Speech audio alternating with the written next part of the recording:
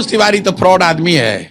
चुनाव उनाव के समय में बरसाती मेढक की तरह आता है।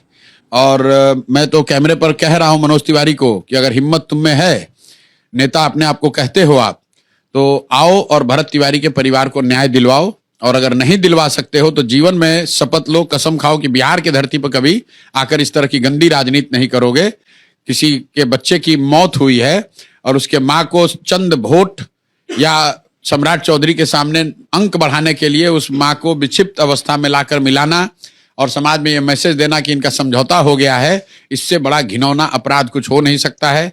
इस आदमी को लेकर मैंने पहले कभी कोई टीका टिप्पणी नहीं की है, लेकिन इस घटना के बाद मैं आपको बता दे रहा हूं कि इनसे घिन आती है कि लोग इस स्तर पर उतर कर राजनीति कर रहे हैं। और इस असर देखिए कि पब्लिक ने जहां जहां मनोज तिवारी आके प्रचार किए होंगे वहां भाजपा को 4 गो वोट कमे हुआ होगा। गाली लोग अलग दे रहे हैं पूरे बिहार में, उतर कर राजनीति कर रहे हैं। और इस असर देखिए कि पब्लिक ने जहां जहां मनोज तिवारी आके प्रचार किए होंगे वहां भाजपा को 4 गो वोट कमे हुआ होगा। गाली लोग अलग दे रहे हैं पूरे बिहार में।